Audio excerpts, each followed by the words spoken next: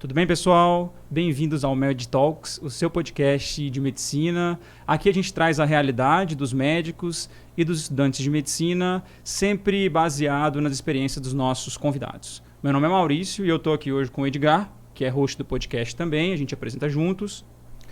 Olá, pessoal.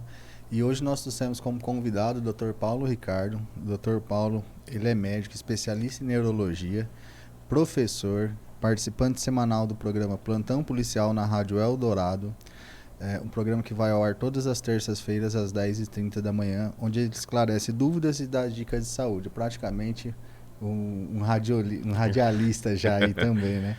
Doutor, seja muito bem-vindo ao Med Talks e de antemão gostaria de agradecer a sua presença aqui, né? Desprender desse tempo seu para falar com os nossos ouvintes aqui. E gostaria de perguntar primeiro como é que o doutor gostaria que nós tratássemos. Doutor Paulo Ricardo, doutor Paulo... Não, Edgar, aqui nós somos amigos, né? Gostaria primeiramente de agradecer a vocês pelo convite. Fiquei surpreso, né, positivamente pelo convite que vocês me fizeram. E esse programa, né, isso que vocês estão fazendo é algo assim maravilhoso. É algo que abrange, né, a nossa classe médica, classe estudantil. Nós, né, Maurício, nós somos professores, né, da faculdade FAMP. Então a gente vem trazendo, né, algumas novidades, algumas coisas, e os alunos confiam muito, né, no que a gente fala, nas experiências que a gente tem. E é muito bom a gente poder, né, estar aqui nesse programa, nesse podcast, podendo responder algumas questões, falando sobre algumas coisas assim que chamam mais atenção. Então quero agradecer vocês, né, por esse convite. Tudo bem, doutor. Seguinte, você falou aí, né, que nós somos professores e muitas vezes a gente serve como referência para os alunos. E hoje eu trouxe um assunto aqui para a gente conversar, que é sobre privação de sono, né? Então, a gente vai falar sobre as consequências da privação de sono para médicos e estudantes de medicina. Isso. Eu queria que você começasse, por favor, né, falando um pouco sobre você, um pouco sobre a sua jornada, como a neurologia entrou na sua vida e que você falasse também um pouco sobre como são os seus hábitos de sono hoje. Olha, Maurício, assim, a minha vida mudou muito, né? Principalmente com a especialização. Quando nós somos médicos, né, a gente sai da faculdade, a gente traz uma carga horária muito grande, estudando todos os dias e noites e tal, e a gente sai como clínicos gerais. Quando nós saímos como clínicos gerais, o que a gente faz? A gente começa com plantão. Quando a gente começa com um plantão, a gente pega um plantão aqui, um plantão ali, entendeu? E a gente precisa pagar as nossas contas e a gente acaba vendo por quê. Nós somos mais jovens e a gente não presta atenção no que pode vir no nosso futuro. A gente não vê o prejuízo que a gente pode acarretar futuramente. Então, para a gente iniciar, eu sou interiorano, nasci numa cidade chamada Iporá, próximo daqui. Me criei numa cidadezinha chamada Jaú-Paci, uma cidade de mais ou menos 3.000 habitantes, de onde saíram muitos profissionais, principalmente da área médica, né? Nós temos vários médicos formados, né, daquela região, daquela cidade. E eu saí para estudar, né, com 19 anos de idade e enfrentei vestibulares. No início, né, eu fiz até um pouco de faculdade de geografia, porque teve alguns acontecimentos pessoais, né, na família, perdas e tal. Eu tive que ficar um bom tempo com meus pais. E isso me atrasou um pouco nos estudos. Mas depois que eu fiz a faculdade, né, de medicina, as coisas assim mudaram completamente. E nós tínhamos uma jornada estudantil um pouco diferente da que a gente vê hoje. Né? Hoje a gente vê uma grade curricular um pouco diferente da nossa, onde nós tínhamos muita prática. Hoje os meninos têm muita teórica, né? E que com certeza é muito importante para o crescimento deles, porque a gente não vive sem as duas, né? E o Edgar, né, um futuro colega nosso, futuro médico, hoje é amigo, está aqui com a gente, mas está enfrentando, né, essa jornada, né, de estudo. E eu tenho percebido muito, Maurício, essa dificuldade dos alunos com relação ao sono. Muitos alunos estão usando de artifícios aí para tentar ajudar no sono ou a ficar mais acordado e estão prejudicando demais a saúde. Tá? A gente vai continuar batendo esse papo aqui, mas realmente há muitos transtornos, vem acontecendo, os alunos não estão conseguindo se concentrar e com isso, tá, aquela capacidade de armazenamento de informações, eles estão perdendo. Estão ficando muito tempo acordado, estudando muito tempo, mas não conseguem absorver o material necessário. E hoje, tendo esse parâmetro, né, hoje principalmente como professor, e colocando na balança a sua época de estudos, como que você vê para os alunos a deficiência no sono? Assim, didaticamente falando, né? Igual o doutor colocou muito bem aí, a questão da retenção do armazenamento da informação. Né? Então, ela fica uma informação muito superficial. E o que o senhor acha hoje que mais atrapalha, né, a questão do sono para que ele não tenha todo esse desempenho que ele precisa, dormindo? Só para complementar aqui também a pergunta, uma coisa que você já pode fazer o gancho, né? A gente sabe que a memória de longo prazo, ela tem o armazenamento dela é muito relacionado ao sono de qualidade, né? Então, você precisa ter um sono profundo ali, um sono de qualidade para você conseguir transformar essa memória em uma memória de longo prazo. Então, o que você acha de como que isso pode afetar os alunos, essa precariedade do sono, essa privação de sono? Olha, respondendo aí as duas perguntas, o nosso cérebro, ele funciona como se fosse uma CPU, né, de um computador. Então, nós precisamos de um tempo para poder fazer o armazenamento de todas as informações. E o nosso cérebro, ele precisa, tá, desse tempo de descanso, um tempo de resfriamento, mas ele não para, ele fica processando todas as informações. E, inclusive, o nosso cérebro precisa de um tempo para ele poder esquecer. Mas como assim esquecer se a gente está tentando armazenar?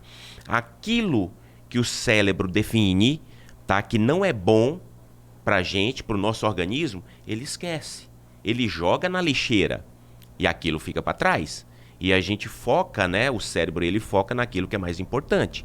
E a gente vê que os alunos, eles querem assim, por exemplo, eles têm uma jornada de estudo, uma jornada grande, porém, eles querem ficar sem dormir para poder estudar uma grande parte do conteúdo. E o que eu venho falando para eles, não adianta vocês, por exemplo, vocês estão na jornada do seu dia a dia, da faculdade.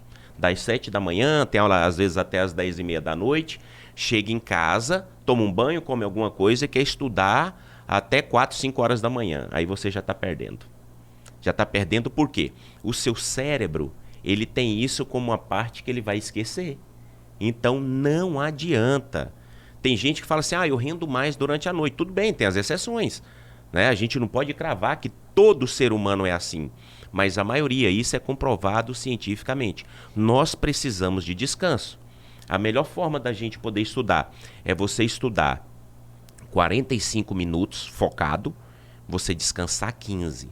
Você sai, toma uma água, você vai no banheiro, você faz uma coisa, 15 minutos você retorna. Nesses 15 minutos que você tirou o seu foco do seu estudo, o cérebro já está processando aquelas informações. Então, aqueles 45 minutos, ele fala, poxa, isso aqui é de bom proveito. Então, eu vou armazenar isso daqui para mim. Né? Nos outros 15 que você está distraído fazendo alguma coisa, é o que vai cair no esquecimento. Quando você voltar para os outros 45 minutos, seu cérebro vai fazer o quê? Vai armazenar mais esses 45 minutos. E os outros 10, 15 minutos que você fizer alguma coisa que não seja aquele foco do estudo, ele vai armazenar e os 15 minutos ele vai jogar fora.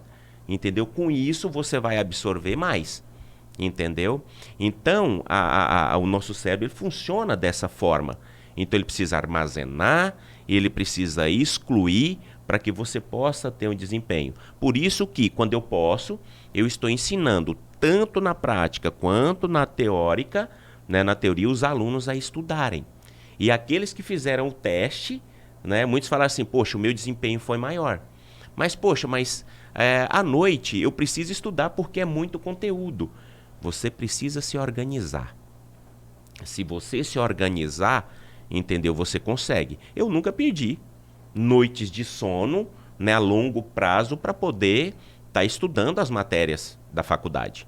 Eu tinha um ritmo, eu tinha um cronograma. E com isso eu consegui absorver as informações, entendeu?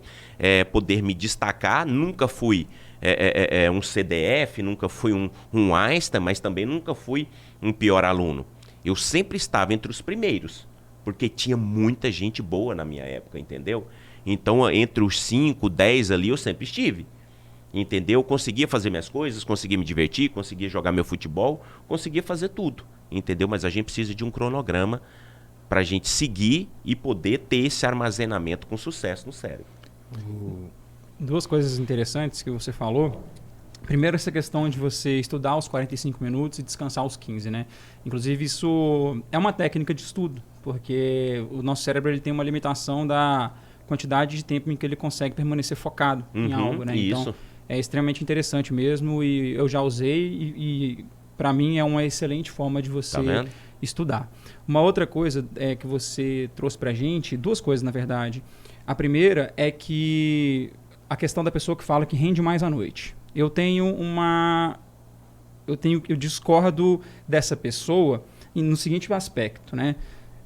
Eu acredito que ela renda mais à noite se ela puder dormir até meio-dia no outro dia. Isso. Agora, eu quero ver a pessoa render mais à noite, estudando até 3 horas da manhã e indo 7 horas para aula todo dia. Não existe essa pessoa que renda mais à noite. Porque no próximo dia que ela for estudar, ela já não consegue estudar até 3 horas da manhã. Então, assim, o nosso dia a dia, né, a nossa rotina, ela é programada geralmente para começar de manhã às 7, 8 horas da manhã. Isso. Né? Então, não adianta você querer forçar para poder ficar estudando, perdendo noite de sono, porque você cai naquela questão de não ter um sono de qualidade, ter dificuldade de transformar essa memória de curto prazo para uma memória de longo prazo e você prejudica o seu ensino. Outra coisa que eu ia falar, que você trouxe bem interessante, ainda nessa questão dos 45 minutos, descansa 15, quando eu dou as minhas aulas, eu sempre coloco um intervalo. Né? E esse intervalo eu percebo nitidamente quando eu dou o intervalo, quando eu não dou. Porque às vezes os alunos falam o seguinte: ah, não, professor, vai logo para a gente acabar logo, ir embora mais cedo, às vezes, né? Ou para a gente temos a prova amanhã, para a gente ter mais tempo para estudar. E aí, teve às vezes que eu passei sem dar esse tempo, não rendia. Eu vi o aluno abrindo boca, outros começavam a mexer no celular, outros começavam a dormir. Então, não adianta. É uma coisa que eles querem que seja feita, mas que é pior para eles. Quando eu dou um intervalo, eles voltam ali renovados, pelo menos, conversaram, distraíram-se um pouco. Então, duas coisas bem legais que você trouxe aí pra gente. Olha, Maurício, pode falar, Edgar. Esse método, né, que você usa é parecido com o método que eu uso e que no próximo semestre, o Edgar vai estar comigo, né, a gente aí no quinto período, você vai ver. Aquela aula mais curta, né, Edgar, aquela aula de 50 minutos, é uma aula mais dinâmica. Essa não dá tempo nem de você cansar. Porque quando você começa, você faz uma aula curta, dinâmica, todo mundo presta atenção, beleza. Mas e aquela aula de 1h30? Entendeu? Que é essa aula mais cansativa. Então eu dou um conteúdo, aí no meio dessa aula, quando vai começar o cansaço, eu já lanço, por exemplo, uma pergunta e falo, agora vocês podem pesquisar aí no Google, tudo mais e tal, papapá. Enquanto eles estão pesquisando, tá conversando, não sei o quê, distrai, toma água, fala assim, olha, nesse período aí, vai no banheiro, entendeu? Tudo mais e tal. Falar, pessoal, ó, passou 10 minutinhos, entendeu? Vamos voltar aqui pro conteúdo. Acharam a pergunta? Eu li assim, o outro leu, não sei o que e tal, papapá. Mas 5 minutos a gente discute, se desperta novamente, aquele cansaço vai embora e você volta a focar na aula. O rendimento realmente, Maurício, é muito maior. Entendeu? Porque você desperta, você libera um pouco de adrenalina, né, ali para você ver outras coisas e tal. Quando você volta, você está com o seu cérebro descansado. Aqueles minutos que você pesquisou, que você foi no banheiro, são os minutos que o cérebro vai jogar fora. Ele vai jogar no esquecimento porque não vai servir para ele. E quando você volta a focar na aula, entendeu? O seu aproveitamento vai ser maior. Tanto é que o reflexo é na aula prática. Que quando a gente vai para a aula prática, você vê um assunto, por exemplo, a gente está falando de sono. A gente tem a aula de sono. E no outro dia, você pega um paciente com distúrbio do sono, os meninos vão lembrar, poxa, o senhor falou isso na aula. Uai, o que o paciente está contando aqui para a gente na história clínica é o que foi dito na aula ontem. Falei, mas você leu o conteúdo? Falou, não. Só prestei atenção. Pronto. Fixou, Edgar. É o que eu falo de estar prestando atenção, né? O Maurício puxou minha língua aqui, que eram as duas colocações que eu ia fazer naquele também? momento. E não à toa que a hora-aula hoje, né, é de 50 minutos. Né? Então, assim, todas as aulas são aulas de 50 minutos. Uhum. Tem professores que têm 4 aulas seguidas, mas Sim. seriam 50 minutos, Isso. 10 minutos de intervalo, 50 minutos, 10 minutos de intervalo. Uhum. Então, isso já é uma coisa bem consolidada, embora não é seguido da forma com que deveria ser praticamente, acho que nenhuma instituição. Né? E até mesmo a questão de trabalho também, ninguém, por mais orientado que seja, fazer uma ginástica laboral a cada tipo 2 horas, a cada 50 minutos dar uma andada, tomar uma água, isso não acontece. A outra colocação que você fez pontualmente de quem rende à noite, né? Eu rendo mais à noite. Cara, mas a pessoa teve a vida inteira dela fazendo só à noite. Igual você falou, ela acordava meio-dia, acordava 10 horas e tirava aquele tempo para estudar. Né? Então, são coisas que ficam bem caracterizadas. Tinha um outro ponto importante que o senhor falou também, eu não sei se hoje nós vamos ter relevância, parâmetros para fazer essa comparação. O doutor falou que na sua época de faculdade, a galera era nivelada por cima, né? Tava todo mundo ali, tipo, não era dos melhores, mas a grande maioria, né, principalmente você estando aqui da sua cidade, saiu bons médicos, bons profissionais, a maioria era nivelado por cima. Hoje a gente vê que são poucos que se destacam e a maioria não é nivelado por cima, é do médio para baixo. A questão da informação que tinha-se, porque vocês tinham menos distração naquela época do que os estudantes têm hoje. Isso. Né? Então, naquela época, você ia para a faculdade, você via seu conteúdo, fixava, ia jogar sua bola, ia fazer suas coisas. Hoje a gente vê que não. Hoje a galera tem liga, tem farra, tem atlética, tem tudo. Aí tem internet à noite, tem Netflix, tem HBO, aí lançou agora uma série nova, vem um filme novo, a galera quer sair, quer ir pros rolês. Então, assim, hoje, esse tempo pra galera, acho que o senhor não acha que ficou mais curto e eles querem aproveitar ele mais dormindo menos? Mas foi o que você falou agora, Edgar. O que eles querem? Tudo. Mas você não pode ter tudo, entendeu? Porque se você tiver todo esse tipo de distração, o seu físico ele não vai suportar. Ele não vai comportar isso. O nosso futuro é o reflexo do que a gente foi antes. A gente está vendo com a questão da idade. Cara, quando eu tinha 20 anos de idade, eu corria 90 minutos de um jogo de futebol, parava, entendeu? E falava assim, terminava um jogo de campeonato e tal, papai, tinha um pessoal ali e falava assim, vamos bater um baba aqui, uma peladinha aqui, eu ainda ia jogar mais, entendeu? Hoje eu não consigo fazer isso nunca. A mente pode até dar os sinais de que tá ok, positivo, mas o seu corpo, né, a carcaça, ela não resiste com o passar do tempo, entendeu? E o pessoal, o que acontece? Segunda, terça, quarta, quinta e sexta eu estou estudando com foco, tá? Sexta à noite eu vou sair, tá? Vou chegar de madrugada. Aí eu vou ter que dar uma descansada, uma dormida. Se eu der essa dormida durante o dia, eu estou descansando um pouco o meu corpo, mas a minha mente não. Por quê? Porque a minha mente ficou ligada no período da noite que era para eu poder descansar. E se você emenda com o sábado, entendeu o que vai acontecer? Sua mente não vai conseguir render nada para você no estudo no final de semana. Entendeu? Não adianta, não adianta. Existem as pequenas exceções, tá? Porque são pequenas exceções, aqueles que conseguem, entendeu? Absorver. Mas a maioria não consegue. Não consegue. Programa uma atividade, quiser fazer um teste, programa uma atividade, uma prova para segunda-feira, 7 horas da manhã e separa turmas.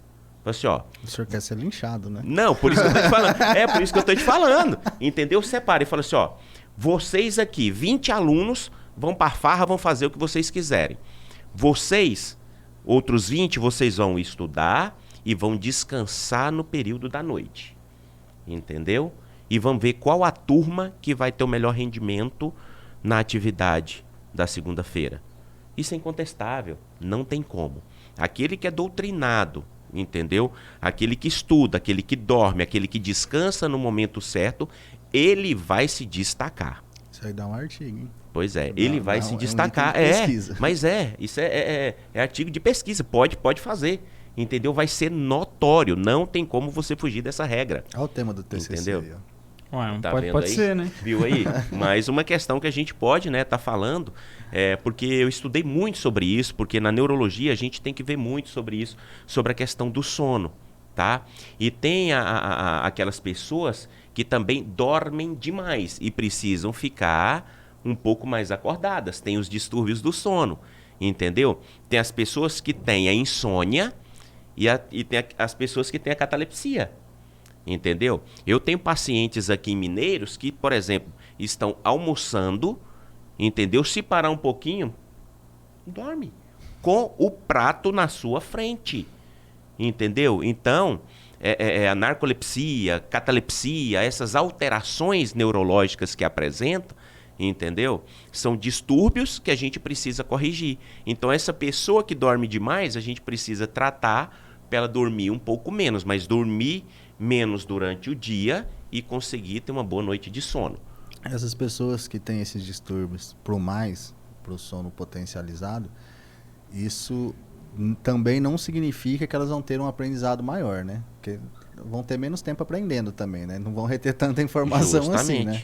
Então, a gente tem que ter um equilíbrio, Edgar. A gente tem que ter um equilíbrio tanto para você ficar desperto quanto para você dormir.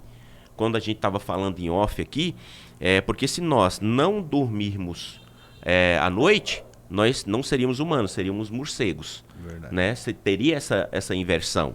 Tá? Ah, mas tem pessoas que só trabalham durante a noite. Quanto tempo essa pessoa trabalha? Ah, mas já tem muitos anos que trabalha à noite. O organismo dessa pessoa se readaptou. Entendeu? Nós, seres humanos, nós somos de fáceis readaptações ou adaptações. Nós falamos aqui de esporte. Né? Quando você viaja, por exemplo, para o Japão, um fuso horário completamente diferente, você precisa de um tempo maior para adaptação. Quando você vai para grandes alturas, entendeu? Ou você vai hoje e joga à noite, ou então você vai e já fica o maior tempo, entendeu? Para a sua questão pulmonar, a questão da hemoglobina, ter a mudança, a sua adaptação para você poder render. Porque senão, olha o que os jogadores sofrem quando vão jogar na altitude de La Paz. Entendeu? Sofrem demais. Brasil e Bolívia, não, às vezes nem Brasil e Bolívia, mas outros times brasileiros contra times bolivianos sentem muito isso. Sentem demais. Então o ar é mais rarefeito, entendeu? Você sente essa dificuldade. Por isso nós precisamos de quê? De uma readaptação. E o nosso organismo ele consegue se readaptar. Por isso que, por exemplo, quem mora em São Paulo, quando a gente vai, né? Você é do estado de São Paulo, você deve conhecer. São Paulo não para. Entendeu? Às vezes as obras no grande centro de São Paulo são realizadas à noite. O pessoal da noite, porque tem menos trânsito e o pessoal da noite vai trabalhar. E eles trabalham todas as noites. Entendeu? Essas pessoas já são adaptadas a isso. Sofreram no início, pode perguntar, mas depois elas se adaptaram. Entendeu? E voltando aqui para os nossos alunos, né? Os alunos eles precisam ter o quê? Uma consciência, uma doutrina de estudo. Não adianta. Se você fugir dessa regra, você vai se cansar, não vai absorver. E tanto é que os alunos mesmo falam, mas eu me matei de estudar, virei noites e noites estudando e fui mal na prova. Quando eu cheguei lá, me deu branco. Óbvio que vai dar o branco. Ela vai falar assim, tá explicado então por que saiu mal da prova. Não dormiu, né? Já sei o motivo já. Não dormiu. A gente saindo, né, agora dos estudantes, indo diretamente para o recém-formado, igual o senhor bem colocou, que assim, e agora? É plantão. É o que a maioria tem na cabeça, é o que a maioria vai fazer. E né? fala vai pegar pouco, plantão.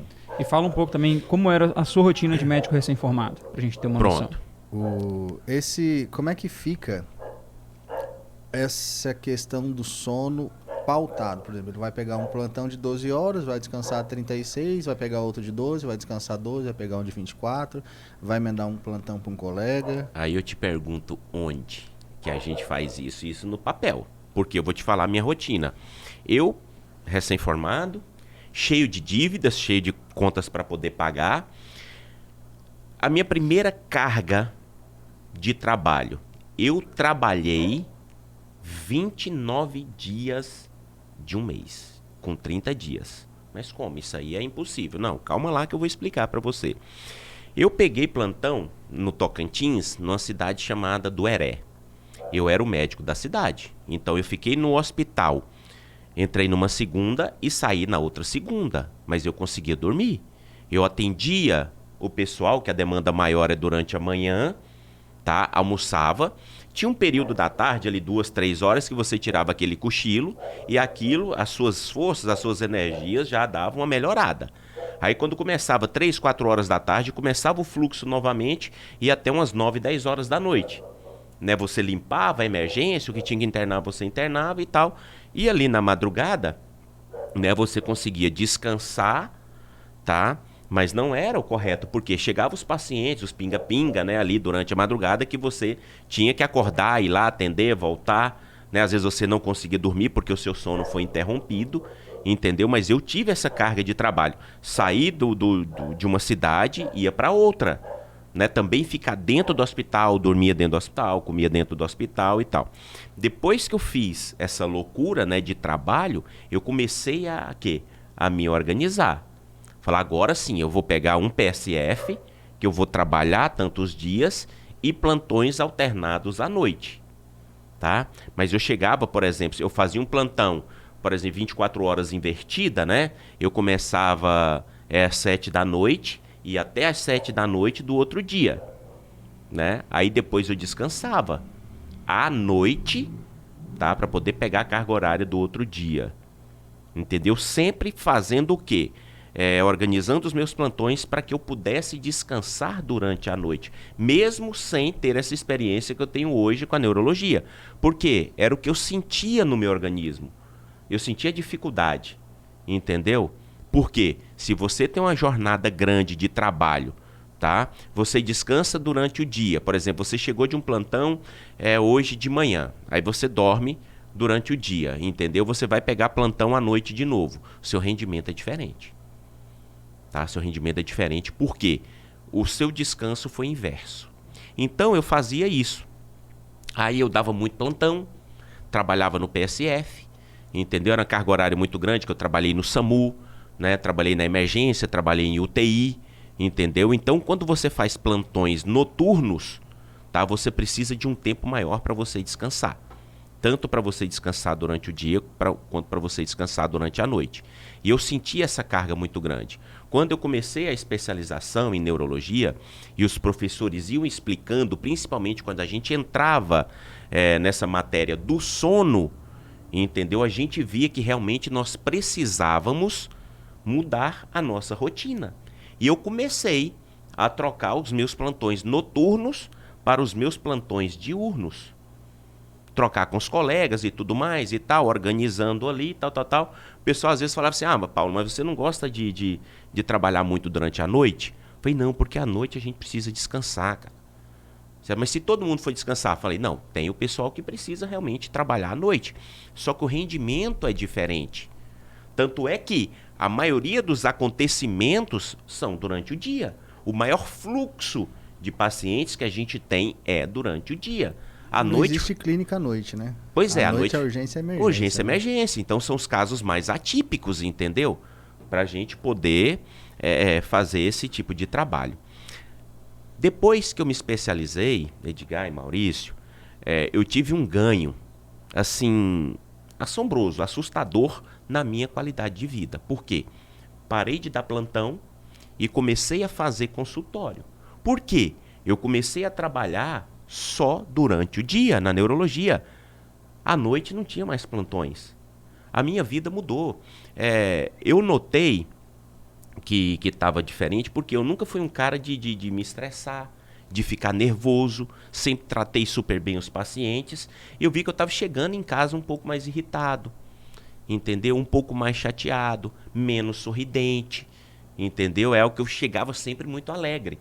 Então essa carga horária excessiva de trabalho nosso, entendeu? De médicos, enfermeiros, técnicos de enfermagem, o pessoal, né, que trabalha muito nessa área, com o tempo a gente vai se estressando. Quando eu parei de fazer plantões e foquei na minha especialidade, na neurologia, os meus pacientes triados, os meus pacientes agendados, os meus pacientes me aguardando, eu tratava muito melhor os meus pacientes, chegava em casa alegre, contente, ia na escola buscar as crianças, atividades que eu não conseguia fazer, eu comecei a fazer, então o ganho foi assustador. E é isso que eu passo para os meus alunos e para os meus colegas. Façam as especializações de vocês. Na residência tem uma carga horária gigantesca, o trabalho é muito mais duro, muito mais bruto, vamos dizer assim, entendeu? Porque a carga tanto de estudo quanto a prática ela é muito maior do que a gente vê na faculdade. É completamente diferente, entendeu? Então, o aluno ele sai preparado para isso. Ele tem que aproveitar esse tempo de faculdade agora para ele se organizar, para quando ele entrar na residência, por quê? Porque chama de residência, porque você mora dentro da instituição que você está trabalhando, que você está estudando, entendeu? Por isso se chama residente. Você reside lá, você faz tudo lá dentro, entendeu? Então o seu espaço fora de lá, ele é muito pouco. Mas depois que você sai como especialista, aí, desculpem os meus colegas, né, que são de outras áreas, que dão plantões, tá? Mas nós já fizemos pesquisas, né, com os profissionais que vivem de plantões e os profissionais que não vivem de plantões, né, que vivem, por exemplo, do seu trabalho diurno, vamos dizer, das 7 da manhã até as 7 da noite ou mais um pouquinho da noite. Mas quando ele volta para casa, ele renova suas energias, no outro dia ele rende muito mais. Só te interromper aqui um pouco, porque senão eu vou esquecer os pontos que você falou interessantes aí que eu quero fazer um gancho. Então você se formou, fez aquela que você chamou de loucura, né, de trabalhar os 29 dias seguidos, passou esse trabalho sem sonos reparadores, porque você tinha sono picado, né?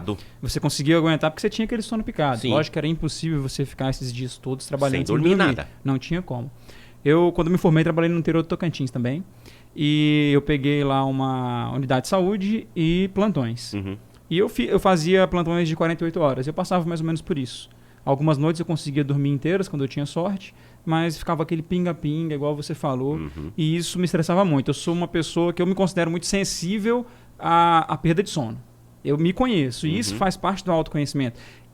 Até para você tomar suas decisões depois. Isso. Eu tenho um colega que, cara, você falou de 29 dias, ele consegue trabalhar esses dias aí e ele tá sorridente, entendeu? Ele é um cara muito resistente à falta de sono. Igual você falou, tem exceções. Isso. Né? Mas, enfim, tem um artigo aqui interessante que foi publicado na revista do Colégio Brasileiro de Cirurgiões do ano de 2016. O título é Privação de Sono e Sonolência Excessiva em Médicos Residentes e Estudantes de Medicina. Tem um trecho aqui que eu quero ler, porque eu vou fazer um outro gancho para você depois. Então fala assim, ó, a privação do sono e a perturbação de sua ritmicidade afetam o ciclo sono-vigília diferenciadamente do ciclo circadiano, provocando impactos na capacidade laboral, como cansaço, fadiga, irritabilidade, estresse, falta de entusiasmo em atividades diárias, queda do desempenho, déficit cognitivo e desmotivação.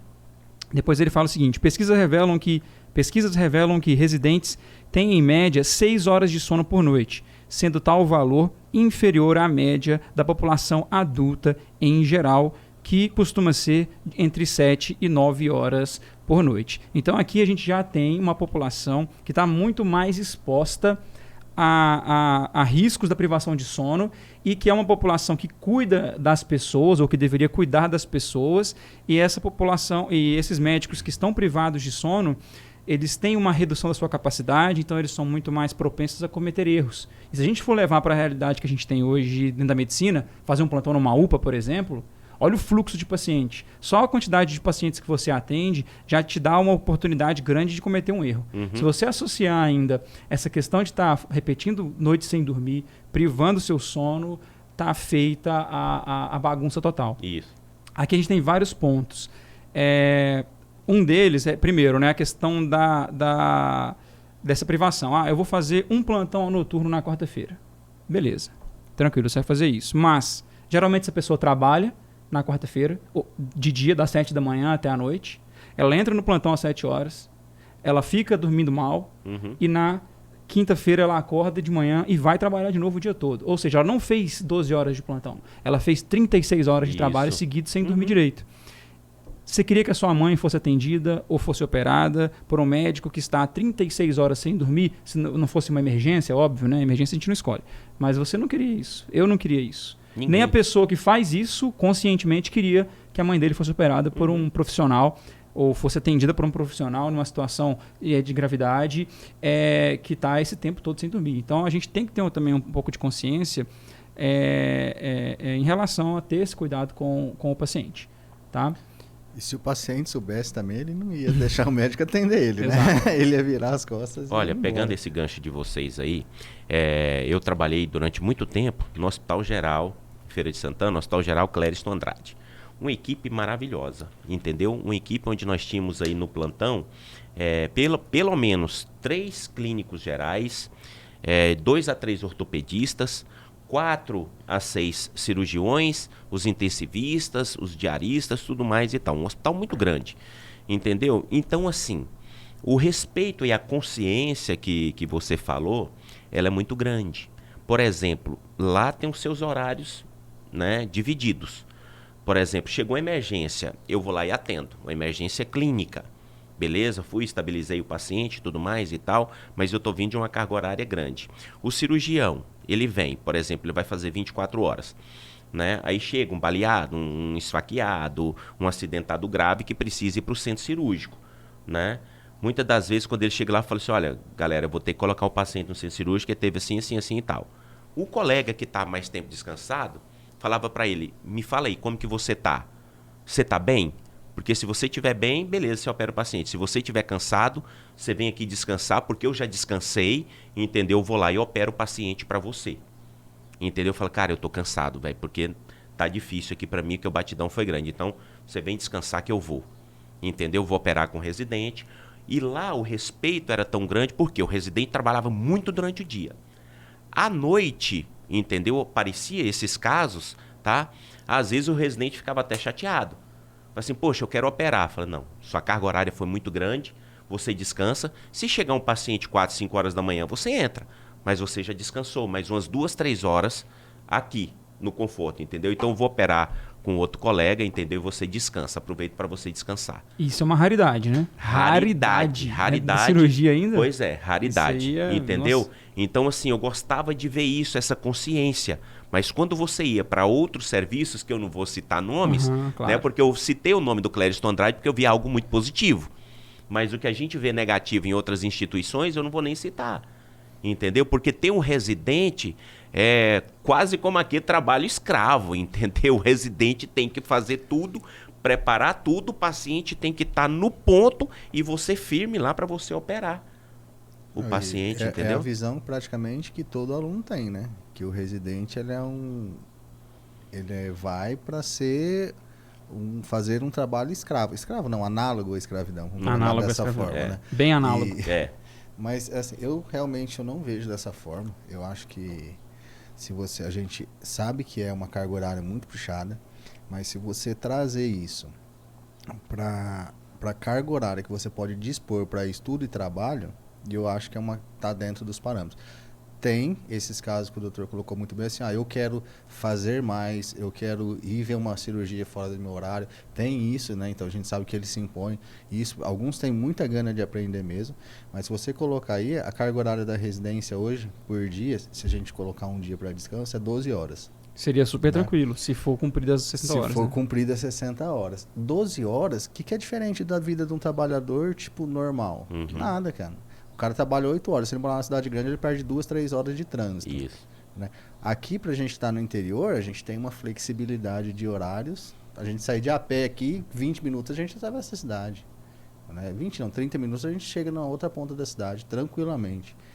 Mas para quem mora numa cidade um pouco maior, não tem isso, né? Então, assim, o que eu vejo que dificulta muito pro residente é a gente volta naquilo dele querer sugar ao máximo, ver tudo que ele pode e não ter o tempo de guardar essa informação, né? Então, isso que eu acho que acaba atrapalhando muito, que a carga horária, se ela for cumprida da maneira que ela tem que ser, eu acho que dá para levar tranquilamente. Mas tem um porém, eu te interrompi? Ou você? Não. Tem um porém aí também, que, por exemplo, isso a gente pensando no residente que ele tem uma exclusividade na residência, que não trabalha fora. Porque o cara trabalha fora, ele vai lá e faz o que eu falei. Só um plantãozinho na quarta-feira à noite. Acabou. Aí ele não vai 36 pensar horas. em fazer o plantão, não vou fazer o plantão no sábado, que domingo eu não trabalho. Então eu vou emendar esse plantão no sábado, domingo eu passo o dia inteiro, dia e noite dormindo, para no outro dia, segunda-feira de manhã, estar lá na residência. E é a realidade de muitos, né? Muitos precisam trabalhar e fazer a residência junto. Poucos têm... vão desprender de falar, não, vou ficar mais 3 anos ali na residência, como eu ficava na faculdade, só praticamente estudando. Né? Porque daí não encara como um trabalho. Né? Aí você pega, por exemplo, tem residência de 2 anos, de 3 anos, de 5 anos, entendeu? E residência de 6 anos, que é uma outra faculdade. E aí você vê R1, R2, R3, R4, R5, entendeu? Eu falo, eu, na minha idade, tá totalmente descartado. Não porque não tenha como fazer. Eu vejo que para mim já não faz sentido, né, fazer uma residência aí de 3, 4, 5 anos. De neurocirurgia, por exemplo. Não vou ficar longe da minha família. Mas pra galera que tá saindo e tem a possibilidade, você imagina o puta profissional que esse cara não vai ser. O cara 6 anos só focado em neuro ali. Isso. Cara, vai ser diferenciadíssimo. Pois é, mas aí é onde a gente fala, né? Qual é a diferença, já que a gente está falando aqui, eu vou puxar um pouco, né? A brasa aqui para debaixo do meu espeto. A diferença do neurologista para o neurocirurgião. A diferença é grande. O neurocirurgião, entendeu? Ele tem que ter uma capacidade técnica fantástica, entendeu? Para poder lidar com o cérebro, com a coluna, entendeu? Porque é tudo muito delicado. Tanto o neurocirurgião quanto o cirurgião cardiovascular. Os 2 órgãos que a gente considera assim, mais importantes no corpo humano, que é o cérebro e o coração, tá? Mas, por exemplo, o neurocirurgião, ele opera, terminou a cirurgia, foi bem sucedida, quem conduz? O neurologista. O neurologista.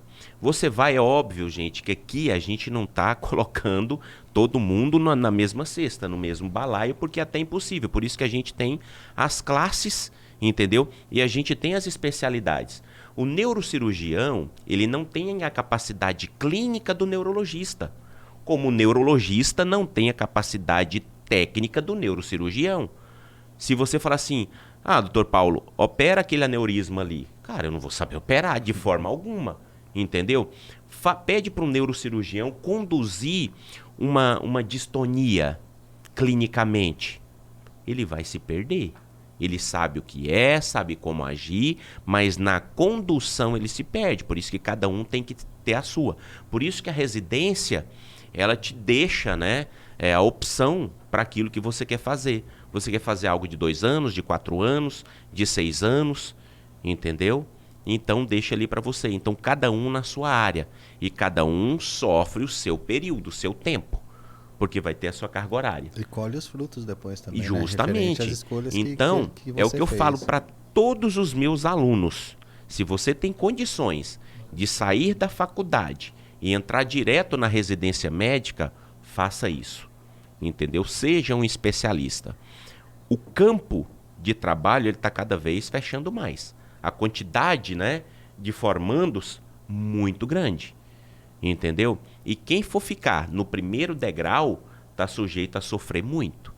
Você tem que estar no segundo ou no terceiro degrau. Segundo o quê? Especialista. Terceiro, um subespecialista. Porque, por exemplo, para você fazer nefrologia, você tem que fazer a clínica médica antes. Entendeu? Então, são 2 anos de clínica médica, depois mais 2 anos de nefrologia.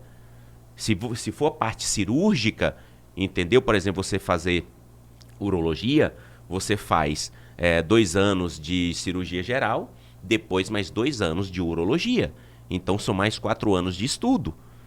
Né? Então, o médico ele não para. Então, se você quiser ficar logo ali naquela mesmice e sofrer as consequências que o mercado já está trazendo, você fica no primeiro degrau. Se você quiser algo a mais, é do segundo, terceiro degraus para cima. E até está aumentando alguns tempos de residência, né? Por exemplo, a cirurgia geral, ela já aumentou para 3, então anos. Já seriam 5, né, no anos. caso. Uhum. Então, assim, isso é importante mesmo. Agora, voltando aqui mais para trazer para o lado do sono novamente, que a gente, é bom que a gente vai falando sobre outras coisas, né? E vai surgindo os várias assuntos. ideias aqui também, já para a gente conversar em outros momentos também. Assim, sempre que a gente desequilibra em uma área, a tendência é que a gente procure uma compensação. Uhum. Então, por exemplo, quando eu estou trabalhando muito, né, sou médico, estou fazendo 3 plantões noturnos por semana e trabalhando de dia e estou naquela vida de má qualidade. Eu não vou querer comer uma saladinha com um franguinho grelhado. Né? Eu não vou querer comer fazer atividade física, ir para academia, malhar. Por quê? Porque eu, como estou desequilibrado no meu sono, estou com um sono péssimo, eu vou querer uma alimentação um pouco mais calórica, para dar uma sensação boa. Uhum. Né? Eu não vou fazer atividade física, já que eu não estou cuidando da alimentação e do sono mesmo. Para que eu vou fazer uma atividade física? Então é muito mais difícil você conseguir ter uma rotina saudável. O que você me fala dessa questão do sono e, por exemplo, do ganho de peso? Maurício, não é nem questão de querer. Não é nem questão de querer. É a cobrança que o seu organismo faz com você. Na verdade, não é o seu organismo, seu cérebro cobra. Tá? Por exemplo, você acabou de fazer essa colocação. Eu fiz uma jornada grande de trabalho, me privei do sono, tá? Não consegui dormir, tá? Aí você coloca aqui um prato de salada, aquela coisa mais linda, com peito de frango. Aí coloca aqui do outro lado um hambúrguer desse tamanho, com bacon, com maionese, ketchup, não sei o que, batata frita e um copo de coca. Você vai olhar para qual? Intuitivamente, o seu cérebro, ele já está programado para quê? Para aquilo. Porque o que a gente vê é visual. É visual. Você vai olhar, o cérebro ele consegue mensurar aonde eu terei mais energia. Naquele prato de salada ou naquele outro prato. A energia maior está aqui, tá? Então eu vou comer, tá? E se eu estou acordado, que nem você colocou essa ligação, se eu estou acordado, eu vou estar beliscando alguma coisa, vou estar comendo alguma coisa. Tem muitos médicos que falam assim, cara, eu não vou nem dormir, porque está chegando paciente toda hora e você vai ficar aqui lendo. Você não consegue ler. Senão o cansaço vai bater, você vai querer dormir. Entendeu? Você não vai ficar tomando água. Você está gastando energia. Você acordado, você está gastando energia. O seu cérebro vai pedir para você repor. Aí você vai comer uma barra de chocolate. Você vai abrir a geladeira, vai pegar alguma coisa para comer. Você vai pegar o telefone e vai ligar, né, para um serviço para trazer alguma coisa para você comer, para você passar a noite. Ah, eu passei a noite acordado. Quanto de ingesta calórica que você teve? Gigantesca. E se você não se alimentar, você não colocar essa quantidade que o seu organismo está cobrando de você porque você não está dormindo, você vai ficar irritado, você vai ficar nervoso, você vai ficar mais sensível a qualquer coisa. Entendeu? A explosão vai ser maior porque os hormônios, principalmente, né, a nível central, eles estarão muito mais em falta e eles precisam serem produzidos, entendeu? E isso vai gerar o quê em você? Obesidade. Fome. E, Falta de leptina e hormônio anorexígeno aí vai bater firme. É isso, entendeu? Então, às vezes a gente não precisa nem pensar muito. É só a gente ir pela lógica, entendeu? E é o que acontece. É por isso que quem se priva do sono, quem tem dificuldades para dormir, apresenta mais ansiedade. Por exemplo, um paciente que tem TDAH, né, transtorno de déficit de atenção com hiperatividade, piora. Quem tem síndrome depressiva, piora, entendeu? Quem tem qualquer alteração neuroemocional, neuropsíquica, vai piorar com a privação do sono. Tem pacientes que chegam para mim no consultório com queixa de dor de cabeça. Eu vou investigar essa dor de cabeça, entendeu? E o sono entra na minha anamnese. Você consegue dormir bem? Não, doutor, é uma das coisas que eu nem consigo fazer. Então, o que você precisa? Dormir. Tem um fator de piora, mas pode ser também fator desencadeante de uma ansiedade, de uma depressão. Pode, sem dúvida. E da obesidade também, né, sem dúvida, igual colocado, assim, quanto mais tempo a pessoa acordada, acho que mais tempo ela fica irritada. Se ela tiver principalmente uma predisposição, ela tem mais tempo para comer, tem mais acesso à comida, né, que você está dormindo, querendo ou não, você está se privando desses momentos, tanto de estresse quanto de fome. Né? Você também tem um déficit, né, de gasto energético muito grande, porque você naquele momento, a gente sabe que tem o gasto basal de energia, mas você está aliado isso ao seu descanso. Quando você está acordado, isso aumenta proporcionando fome, aumenta cortisol, aumenta estresse e voltando aqui, só para não perder o gancho, ele pode ser fator desencadeante ou ele é só agravante? Pode ser não, ele é. Ele é um fator desencadeante e é um fator agravante, tá? Só a gente fazer uma conjectura aqui. Quando fala assim, vamos dormir? Você fala, poxa, vamos dormir. Aí quando é 5 horas da manhã, ei, acorda. Pô, você acorda já desanimado, cara. Você não cumpriu a sua meta de sono que precisa, você já acorda mal-humorado. Nem que depois que você toma um banho, você toma um café, tudo mais e tal, você desperta, você vai pra vida, entendeu? Mas é difícil você ver uma pessoa que acorda, desperta, né? Desperta alegre, Cara, entendeu? Para isso, só abrir um parênteses, a minha noiva, ela é diferenciada. Ela dorme pouco e acorda desse jeito. Ela não tem tempo ruim para acordar. Mas eu aí... já sou diferente. Mas Se você me acordar, velho, e durante já o dia? É patada pra cacete. Pois é, e durante o dia? Será que assim não estressa com a maior facilidade? A gente tem que ver, entendeu? Às vezes pode acordar bem, de boa, tranquilo, mas e depois, por exemplo, que o organismo aquece, entendeu? Às vezes as questões hormonais dela, elas vão ser deliberadas depois, de um prazo depois. Mas e quando estiver no trabalho, será que o estresse não aumenta? Entendeu? A ansiedade, aquela sobrecarga, né, não é grande? Entendeu? Então tudo isso a gente tem que mensurar e a gente tem que estudar. Tem gente que acha que o distúrbio do sono, ele é simples, mas ele não é. Ele tem que ser tratado de uma forma ímpar, entendeu? Porque influencia em muitas coisas. As crianças que dormem bem, têm um sono bom, não têm um sono agitado, são crianças que vão ter um melhor desempenho na escola. Isso é comprovado cientificamente. Crianças que têm um sono agitado, entendeu? Por exemplo, por uma epilepsia, por um TDAH, por um autismo infantil, por um transtorno global do desenvolvimento, entendeu? O desempenho delas serão menores, terão mais dificuldades, tá? Por isso que uma, né, das especializações que eu tenho dentro da neurologia, das minhas capacitações, é justamente nesse tipo de alteração. Então, às vezes, a criança ela precisa dormir mais, entendeu? Para ter um melhor desempenho. Tem pessoas como nós, estudantes, que não conseguem dormir porque acha que no seu dia a dia tem que estudar mais durante a noite, entendeu? Vai ter um prejuízo maior durante o dia. Por quê? Ela vai precisar de mais tempo, de mais foco, e ela não vai ter isso porque o cérebro vai estar cansado. Então, o que era para ser 15 minutos de esquecimento vai ser o inverso. Vai ser 45 minutos de esquecimento e 15 minutos de aproveitamento. Faz o inverso, isso ela perde, tá? E isso o quê? Se organizar direitinho, entendeu? É óbvio que você está dentro de uma faculdade. Você tem que se privar de algumas coisas para você curtir lá na frente. Então, às vezes, hoje eu vou me privar de uma saidinha sexta-noite para eu poder dormir melhor, estudar o meu sábado, estudar o meu domingo nos horários corretos, porque eu vou ter uma semana de jornada de prova. E outra coisa, se você não se doutrinar, se você deixar acumular para você fazer isso de uma vez só no final de semana, você não consegue. Nós já passamos por isso. Eu aprendi isso na marra. JK de estudo, né?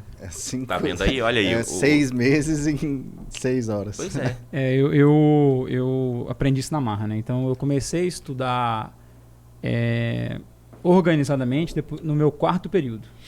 Porque eu passei muito perto em neurofisiologia de reprovar. Aí. Assim, eu não cheguei a pegar a prova final. Uhum. Mas se eu pegasse a prova final, eu reprovava. A matéria era bem grande, eu não estava muito bem na Pois matéria. Eu consegui no final ali, na segunda prova, continuar uma nota que dava para eu passar e passei.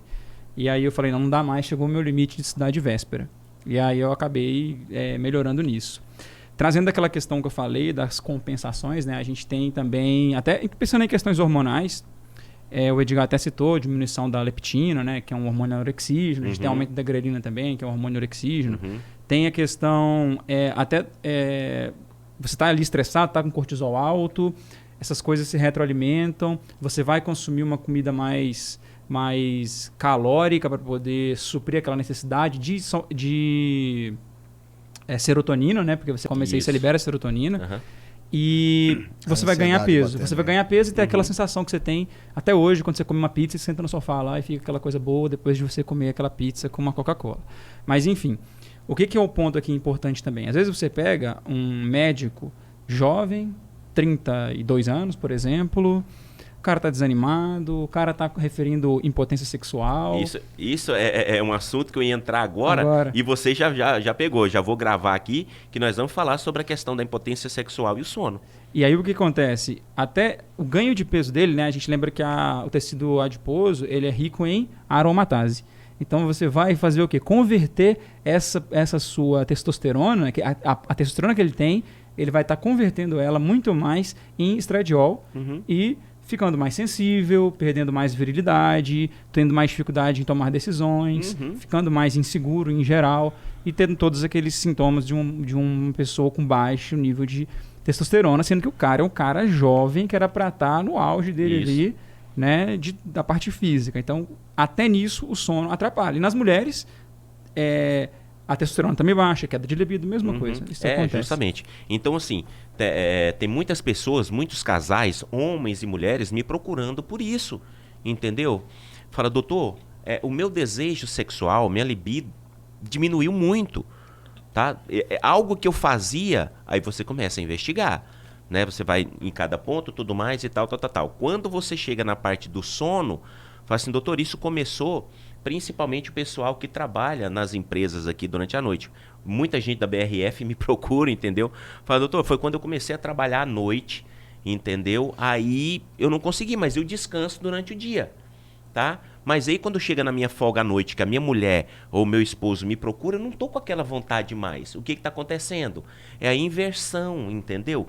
Você tá trabalhando durante a noite, você dorme durante o dia. Eu falo assim, mas doutor, eu chego 7 horas da manhã... Né? A minha mulher só vai me acordar, é meio-dia, então eu dormi.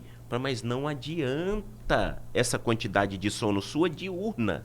Você precisa, porque tem hormônios que são liberados e fabricados durante a noite. E tem que estar no mínimo num ambiente escuro, né? Para você, mesmo que você se adapte, tem que estar dormindo num ambiente escuro de dia para ter mais ou menos aquela... É onde a gente vai falar também sobre a questão que a gente vai falar do sono, né? A gente vai fazer o quê? A limpeza, né? Para a gente poder nos preparar para poder dormir. A higiene do sono. Então, a higiene do sono ela é fundamental para todo ser humano, tá? Aí fala assim, mas doutor, o que eu devo fazer? O que seria o ideal? Doutor, só caracteriza para a gente o que seria a higiene do sono. Isso, a higiene do sono é o quê? Você se preparar bem para você poder dormir. Uma das coisas que mais pega hoje em dia é esse bichinho aqui, o tal do celular. O tempo de tela que a gente fica no celular, entendeu? Ele é muito prejudicial, Edgar. Então, tempo de tela excessivo, tá? A gente tem que diminuir, é obrigatório a gente diminuir, faz parte da higiene do sono. Uma boa alimentação, tá? Rica em frutas, verduras e legumes, tá? Por exemplo, se você vai almoçar, você comeu feijoada agora no almoço, 9 horas da noite, se você comer feijoada de novo, você bagunçou tudo, tá? Você não está fazendo uma higiene do sono. Mas e à noite, por exemplo, 7, 8 horas da noite, você faz um lanche, uma torrada, com um chá, né? Até o leite à noite, ele se torna, né, mais pesado para você poder dormir. Então tem que ser um chá ou um suco, algo mais leve. Então, você tem que se alimentar bem, você fazer exercício diurno, entendeu? Porque fala assim, poxa, mas eu malho à noite, tá? Eu malhando à noite, eu vou ficar cansado e vem o sono. Mas quando você está malhando durante a noite, o que acontece? A liberação de muitos hormônios para te deixar alerta, para você poder fazer força, ele vai lá em cima, no máximo, até ele chegar no nível desejado para você dormir, para melatonina fazer o efeito, entendeu? Vai ser meia-noite, 1 hora da manhã, entendeu? Você não vai dormir bem, tá? Tem aquela galera que toma cafeína 5 horas da tarde para malhar porque tá cansado, porque já trabalhou o dia inteiro, é o horário que tem, vai 6 horas para academia, toma cafeína ali 4h30, 5 horas da tarde para ter disposição, Aí quando dá 10 horas da noite, toma melatonina para ver se corta o efeito da da cafeína, que não corta. Tipo, pois é, olha a bagunça que não tá fazendo. tem relação, mas é amplamente vendido os dois dessa forma, né? Principalmente banca de farmácia. Sim. O pessoal orienta o pessoal a fazer o uso dessa forma. Erroneamente, né? Erroneamente. E ainda, eu falo porque eu já fiz, né? Eu já fiz isso. E o cara não te fala que você tem que tomar melatonina e desligar o celular. Então você toma e fica com o celular que não faz efeito nenhum. E a cafeína média de vida, a meia-vida dela é de 6 horas aproximadamente. Então seria o ideal, né? Fazer academia de manhã. Eu tô tentando, mas também fazer durante o dia. Né? Até tipo assim umas 5, 6 horas da tarde seria o ideal, entendeu? Daí para trás. Comidas pesadas... Isso para quem dorme até umas 11 horas, 10 horas da noite, mais ou menos. Isso, justamente. Entendeu? Então a gente faz uma conta. É igual, tem pessoas que chegam para mim e falam assim, doutor, eu tenho insônia. Toda madrugada eu acordo e eu não consigo dormir. Eu pergunto, que horas que você dorme? 7 da noite. Peraí. Então vamos fazer uma conta simples aqui comigo? 7, 8, 9, 10, 11, 12, 1 hora da manhã, meu irmão. Cara, você vai produzir, velho. Pois é, 1 hora da manhã você vai acordar. 2 horas da manhã são 8 horas de sono. 3 horas da manhã são 9. O seu organismo já quer o quê? É para você produzir. Entendeu? Então o horário ideal para você deitar é 9, 10 horas da noite. Entendeu? Poxa, vamos chegar até 11 horas, que é o horário dos alunos irem dormir. Termina a aula 10h30, chega em casa, toma um banho, entendeu? Come alguma coisa mais leve e vai dormir. Se você dorme 11 horas, 11, 12, 1, 2, 3, 4, 5 horas da manhã, vou falar para vocês. Se acordar 5 horas da manhã, toma um banho, toma um café, estuda até as 6h30, né? Aproveita esse tempinho e vai ter o restante do dia para você fazer suas atividades da faculdade, seu rendimento vai ser muito maior. Muito maior do que... Essa carga aí, acho que é só no quinto também, né? No quinto período, praticamente. Entendeu? Pelo menos assim, eu tô falando agora do quinto, né? Porque com os alunos que estão passando por mim, eu falo justamente por essa carga. Quem não tem essa carga, né? Do quarto para baixo, do sexto para frente, entendeu? Ele consegue se organizar melhor. E se sai melhor, entendeu? Então tudo é questão de quê? De você ajustar porque é por um tempo. E eu falo para os alunos, acho que o Maurício fala a mesma coisa. Vocês escolheram o curso de medicina, tá? Que é um curso que, lá na frente, ele não te dá o direito de errar. Não te dá o direito de errar. Então por isso que nós temos o quê? Que estarmos bem com a nossa mente e com o nosso corpo. Preparado por quê? Eu estarei... Edgar, cuidando de você, cuidando do Maurício, cuidando das esposas de vocês, dos filhos de vocês, dos pais de vocês, das mães de vocês. E a gente quer quem? A gente quer um médico de referência, um médico de responsabilidade, um médico que vá realmente conduzir da melhor forma possível. Então nós estamos o quê? Treinando vocês, passando para vocês, alunos, residentes, entendeu? Aquilo que for de melhor, para que lá na frente vocês sejam o quê? Melhores do que nós. Dentro do que o senhor colocou, e o Maurício também como meu professor, você dá aula pro quinto também, Maurício? Não. Não, né?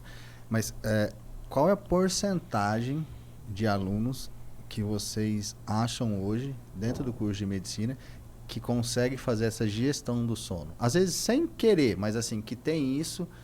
como sua rotina, ele não se programa para isso, mas tem uma boa noite de sono, é um cara que não vai para farra todos os dias, é um cara que se dedica a estudar nos momentos ideais, né? A gente sabe que tem as exceções, dias de prova, tem gente que fica estudando até 4 horas da manhã, dorme das 4 às 6, acorda às 6 para estudar e vai fazer a prova, a gente sabe que isso não resolve.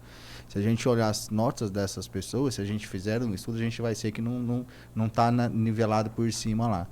E quando a gente olha as pessoas que fazem de forma mais coesa, como vocês bem colocaram, são as pessoas que têm melhores notas. Qual que é a porcentagem que vocês imaginam hoje? Eu vou até deixar o Maurício responder primeiro, porque eu já tenho. Eu não faço nem... não é nem subjetivo, entendeu? Eu já tenho, né? Porque eu já analisei os meus alunos. O que você acha? Eu não faço ideia, então vou dar um chute aqui da minha cabeça. Eu vou chutar. Eu digo que... Sei lá, eu acho que não tem 10% que faz isso. Eu ia chutar que dava uns 6, 7% também. Sabe quantos por cento tem? entre 1,5 e 2. No máximo. Entre 1,5 e 2. Se você tem uma sala com 100 alunos, 2 alunos vão conseguir fazer isso. O restante não conseguem fazer, tá? Eu fiz uma investigação, eu faço, né, com todos os alunos que passam, todas as turmas, né? Os alunos não, todas as turmas. A gente faz uma pesquisa, tá? Uma pesquisa voluntária. Gente, levanta a mão quem tem qualquer tipo de alteração, seja do sono, ansiedade, depressão, TDAH, autismo, né? Levanta a mão aqui quem é que usa qualquer tipo de medicamento. Numa sala de 80 alunos, todos levantaram as mãos. Todos levantaram as mãos. Usam algum medicamento para alguma coisa. Cara, entendeu? E é cada vez mais abrangente, né? O uso. Acho que a cafeína, uns não tratam com medicamento porque tomam o café em si, né? Uhum. Mas dependendo das doses, quando você toma até 200 miligramas da cafeína, ela te dá um nível de retenção de conteúdo bacana, um nível de alerta, e que vai até fazer mais ou menos o efeito de uma Ritalina, que o pessoal que é mais usada dentro dos estudantes. Quando você passa a cafeína acima de 200 miligramas, você já começa a ter os efeitos contrários disso, né? Nos artigos que estavam colocados. Então, assim, você já perde a atenção, você já fica mais acelerado, então você não consegue focar, você não consegue reter o conteúdo. E tem a questão da Ritalina, que acho que hoje é o mais usado. Quem às vezes gasta um pouquinho mais, vai para o Venvance, né, que tem efeitos colaterais menos piores, mas ambos é uma são fentamina, horríveis, né? E que esses remédios, tanto a cafeína quanto a Ritalina, como o Venvance, até onde eles ajudam? Olha, medicamento. Vamos falar da medicação, Ritalina e Venvance. Eles são prescritos para quê? Para um tipo de alteração. Eles não são prescritos para melhorar desempenho de ninguém. Entendeu? Eu não prescrevo. Pode perguntar, fazer uma pesquisa aí com todos os meus alunos que já me pediram receita de Ritalina e de Venvance para poder estudar, uma maratona de prova e tal. Nunca dei uma receita. E como é que o aluno tem coragem de pedir isso para um professor? Pois é, também, não, né? e tem. Eles têm coragem de pedir. Nunca, nenhum. Esse que falar que eu dei a receita para esse propósito, ele está mentindo e pode trazer ele na minha frente. É um mentiroso, tá? Tanto é que para eu prescrever, eu falo, eu preciso do seu prontuário. Eu vou fazer uma anamnese, uma história clínica com você e ver se realmente você necessita. Se você necessitar, você tiver o déficit de atenção, entendeu? Ou hiperatividade, eu vou prescrever para você. Do contrário, é só para melhorar o seu desempenho, tá fora. Existem outras maneiras. Vai dormir, né? Só Pra que melhorar seu as desempenho. maneiras que a gente orienta são maneiras a longo prazo. Porque ele tem que entrar numa rotina diferente, entendeu? Se abster de muitas coisas. Então ele quer uma facilidade. Só que lá na frente, se eu fizer isso, eu estarei contribuindo para um médico dependente, para um médico que vai poder errar. Eu poderei estar contribuindo para o camarada errar comigo ou com alguém da minha família ou com algum de vocês. E tem muita gente que não tem essa consciência. Quando a gente parte para o café, eu fui muito criticado quando eu tive nos Estados Unidos, né, que eu estudei em Harvard, quando eu cheguei e trouxe as novidades de lá. Cara, os colegas neurologistas aqui comigo, os caras piraram. Entendeu? Que eu estava inventando coisas e não sei o que e tal, principalmente com relação ao café. O café, tá? Ele está proscrito, entendeu? O uso dele até a 150 miligramas. O café é algo para você tomar um pouquinho. Porque se você fizer o uso do café todos os dias, você vai ficar viciado no café. O café vicia, a cafeína vicia.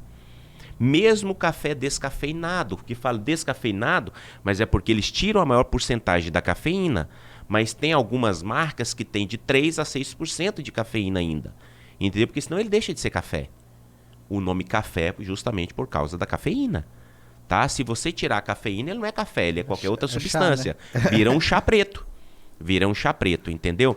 Então, os meus pacientes que você pesquisar, paciente com ansiedade, depressão, autismo, TDAH e dores de cabeça, né, as cefaleias, que tiraram o café, tá, da sua rotina, melhoraram 70% no mínimo.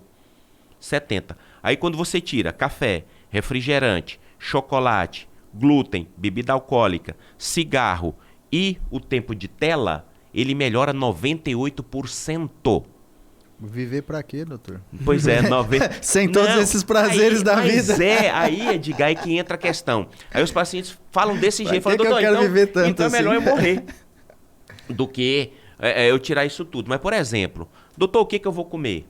Ó, arroz, feijão, carnes, frutas, verduras, legumes, derivados do leite, entendeu? Desde que você não tenha intolerância à lactose, você pode.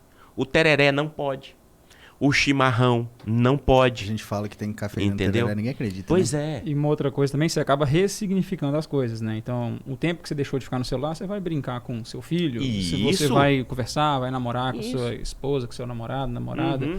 Então, você acaba aproveitando aproveitando outras coisas a partir do momento que você abre mão dessas aí que você citou. Uma outra coisa que eu acho interessante, falando da medicalização ainda, dessa alta porcentagem, eu tenho uma dúvida em relação ao seguinte: até que ponto existe um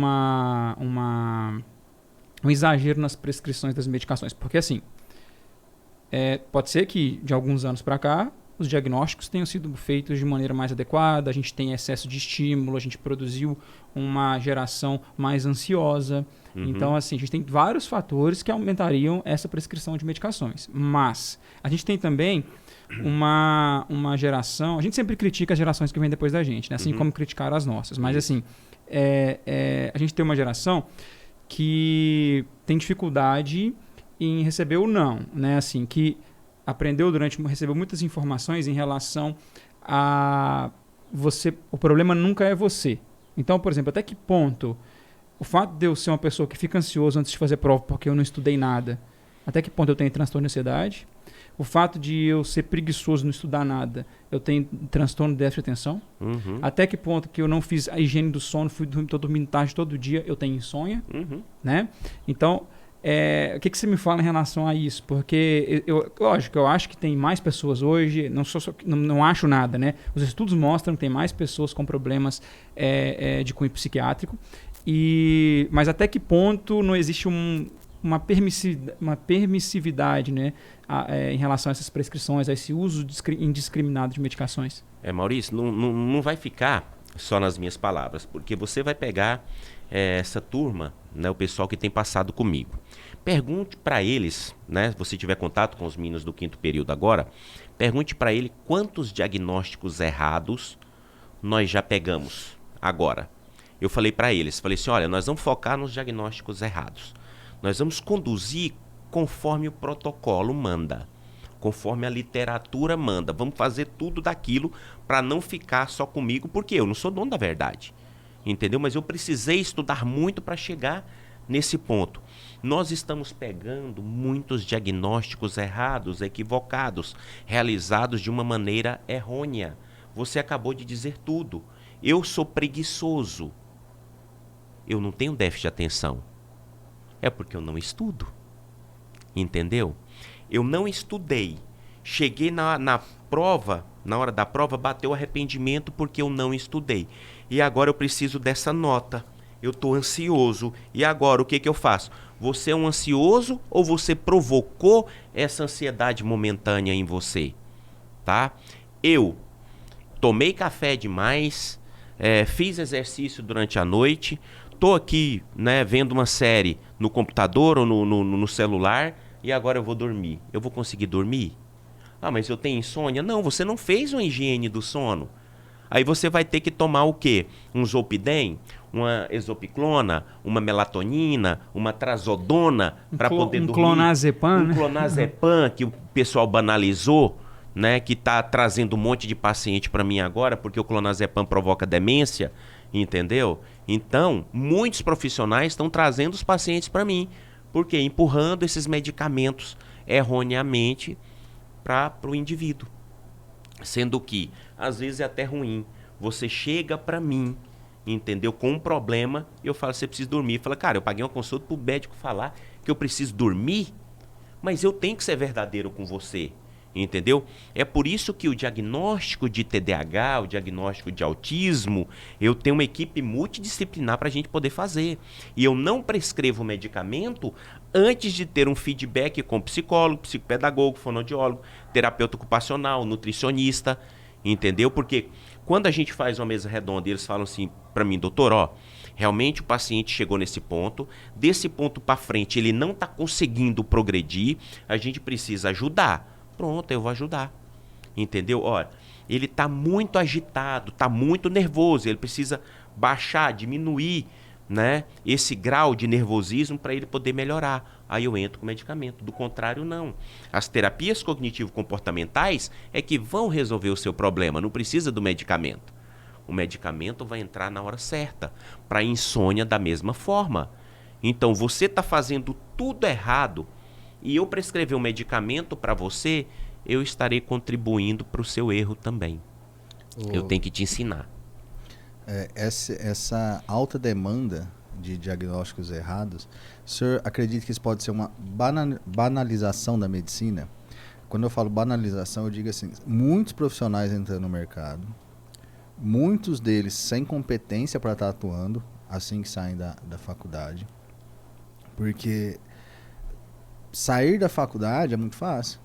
Se a pessoa tiver o pouco ali de empenho, não precisa dar o máximo de si para sair da faculdade. Ela tem que dar o mínimo dela. Se ela der o mínimo dela, ela consegue fechar a nota, sair da faculdade tranquilamente. Só que o que ela fez durante a faculdade, o que ela aprontou durante a faculdade, tanto para o bem quanto para o mal, vai repercutir aqui. E é onde vai acabar trazendo esses falsos diagnósticos de pessoas com TDAH, de pessoas com insônia, de pessoas com deficiência. Vão levar pessoas à demência, né? Dependendo como é feito o tratamento. Essa banalização contribui para isso. Esse falta de, vamos colocar entre aspas, de sono na faculdade está contribuindo para isso? Contribui também. Contribui porque é um fator, né, que é também desencadeante. É contribuinte e é desencadeante. Muitos alunos, por exemplo, eu tiro por mim, que a gente começou no início do programa, a gente falar, de 80, nós formamos 85, tá? De 85, quantos eu fecharia os olhos e falaria assim, ó, entrego a minha vida e a vida da minha família nas mãos desses colegas? 10. Eu entre eles. Entendeu? Quantos Isso há assim? Quantos anos, doutor? Eu já tô formado há 17 anos, né? Entendeu? Era outra forma de estudo, era outra forma. Então, por exemplo, a gente não tinha essa quantidade de tela que a gente tem hoje, de distrações. Então a gente tinha o quê? Mais tempo. Eu jogava meu futebol, me divertia, namorava, fazia as atividades que um jovem faz, entendeu? Mas eu tinha um tempo maior para eu poder ler, para eu poder estudar e poder organizar as minhas coisas. Entendeu? Então não tinha essa quantidade de foco em saídas, em boates, em diversões, em álcool, drogas, não sei o que e tal. O acesso era muito mais restrito. Já tinha, óbvio que já tinha, entendeu? Mas não era a tendência. Não era comum. Não era comum. E assim, o cara que não usava, na minha época ninguém taxava de chato.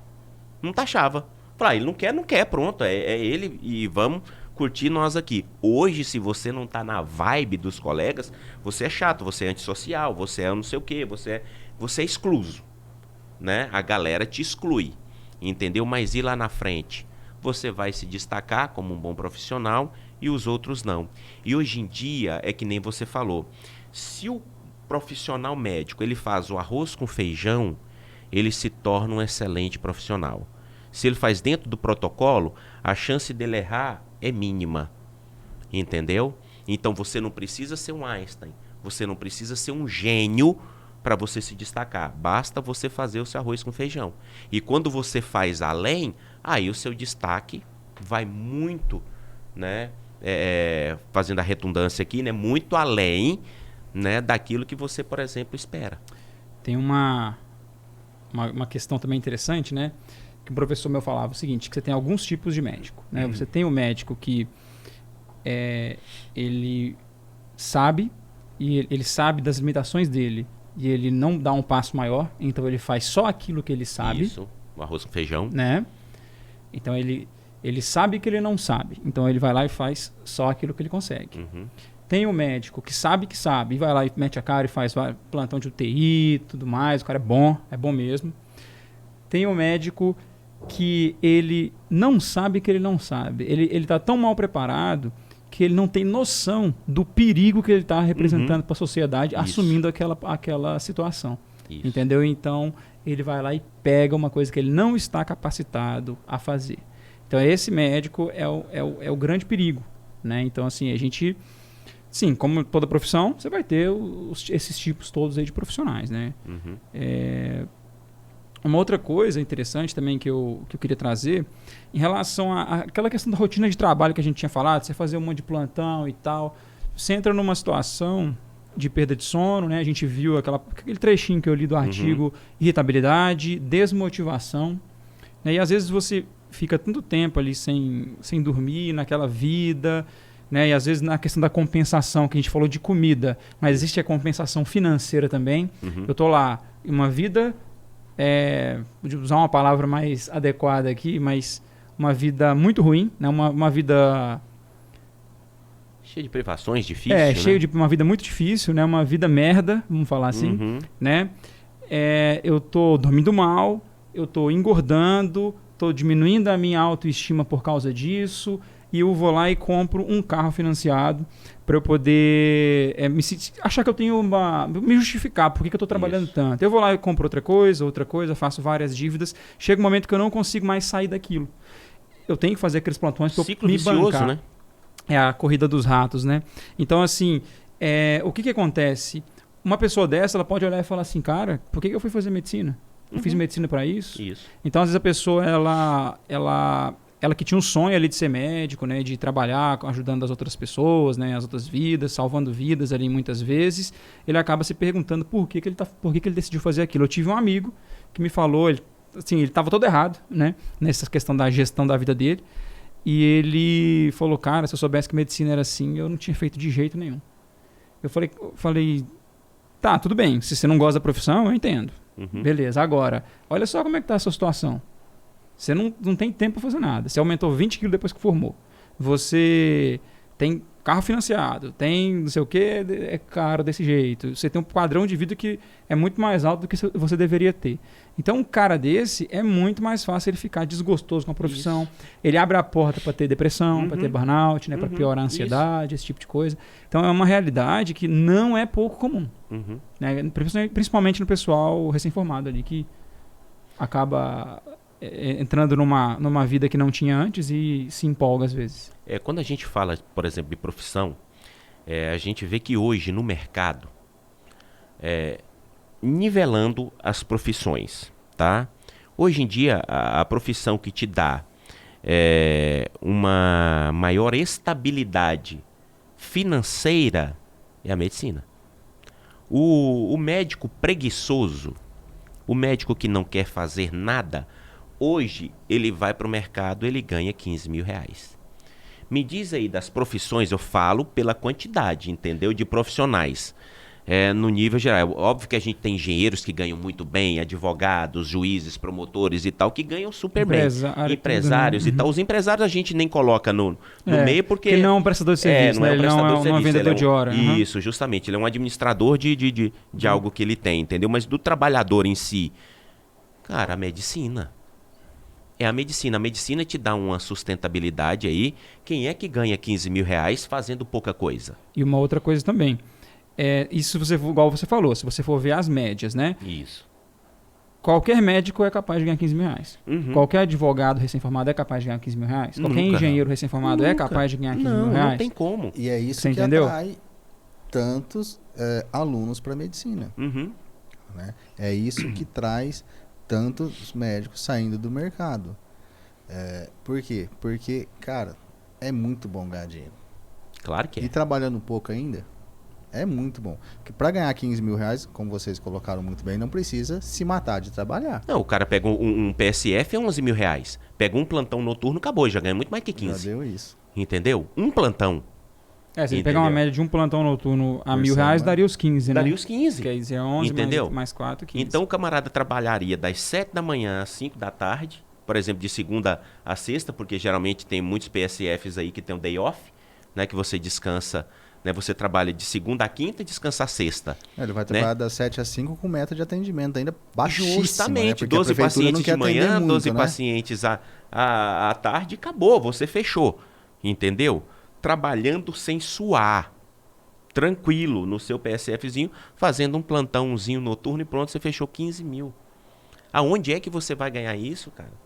Não tem. Aí tem gente ainda querendo banalizar. Banalizar, entendeu? Aí vai falar assim, poxa, mas quanto que, se esses médicos estão falando isso aí, quanto que eles devem ganhar? Entendeu? Porque eu dou aula nas duas faculdades aqui, eu tenho meu consultório, né, no Hospital Nossa Senhora de Fátima e atendo pela prefeitura, tá? Então eu tenho uma jornada de trabalho que eu considero uma jornada de trabalho boa para a meta que eu criei para mim. Consigo tomar café da manhã, consigo almoçar em casa, consigo levar as crianças no colégio, consigo buscar as crianças no colégio, consigo fazer academia. Entendeu? Não trabalho dia de sábado e não trabalho dia de domingo. Estudou pra isso, você dedicou pra chegar aí. Eu estudei, justamente, eu ralei demais, cara, eu sofri demais pra isso. Eu tive que aprender. Eu perdi sono, me prejudiquei pela privação do sono, eu engordei, que a gente tava falando, eu ganhei peso, entendeu? Por quê? Comia mal, dormia mal, não praticava exercício nenhum, entendeu? Então, me prejudiquei. Eu aumentei 8 quilos nos meus primeiros 8 meses de formado. Aí, tá vendo?